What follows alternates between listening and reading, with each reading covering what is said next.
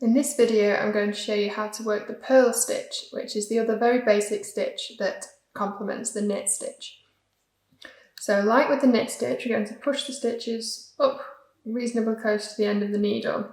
Your yarn is in your right hand, but for the purl stitch, you need to make sure that this working yarn is on top of your right needle. That's referred to as having your yarn in front. For a knit stitch, you would have your yarn in back, behind the needle, but for a purl stitch, we need the yarn in front here. That's a very important point. So for the purl stitch, you're going to insert the right needle through this first stitch, the same as you would, well, similar to how you would for a knit stitch, but instead of going behind, we're going to the front. So we're going from right to left, but through to the front of this stitch. So your needles are crossed with the right needle on top. Then the same as the knit stitch, we're going to wrap your working yarn around that right needle in an anti-clockwise direction. So I'll just do that again. There it goes through the stitch, wrapped anti-clockwise. Then we're going to pull the needle through and to the back this time. So now your needles are crossed again, but with the right needle behind.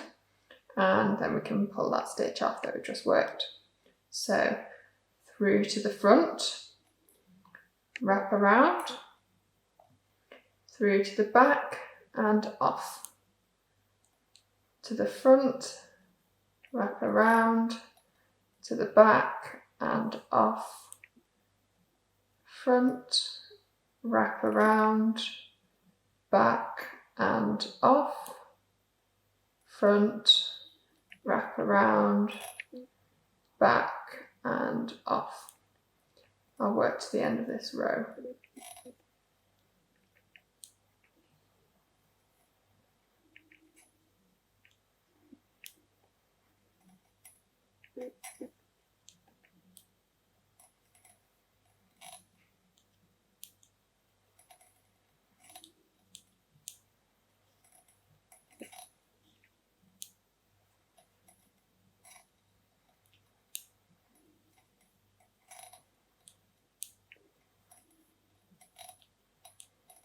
So I've completed this row, and in this example I'm going to show you how to work stocking stitch. So we've just completed a purl row, and I'm going to turn the work around so that your stitches are on your left needle. Obviously if you're working on straight needles, then you just reverse the position of your needles. So I just took that out of the way. So we have the stitches on our left needle tip, regardless of whether we're working on circular needles or straight needles. So stocking stitch is formed by alternating a knit row with a purl row. So we've just worked the purl row. I'm now going to work a knit row.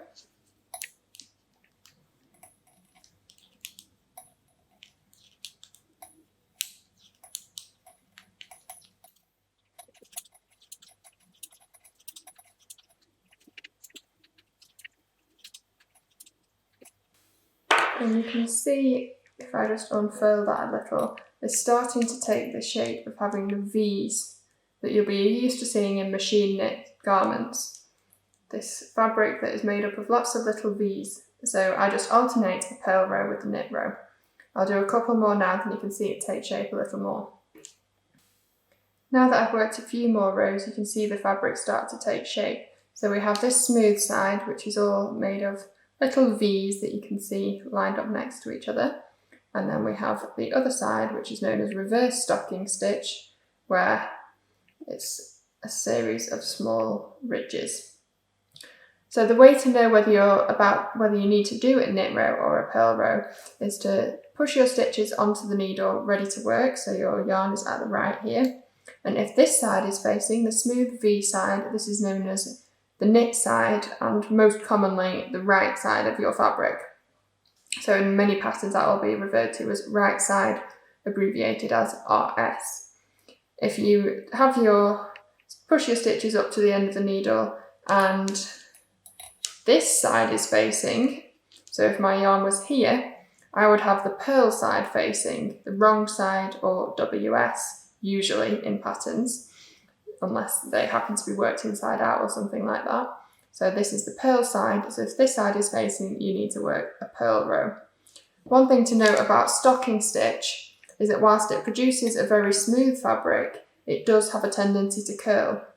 So as you can see, if I let go of this piece here, it kind of wants to roll up on itself, and the more you do, the more that effect will be apparent. And the same happens at the sides, it wants to curl in on itself at the sides. So stocking stitch is great to use in garments or in many different items, but generally you need an edging because the edges will look unfinished if they want to curl a little. So that's the basics of stocking stitch. Just one knit row, then one purl row.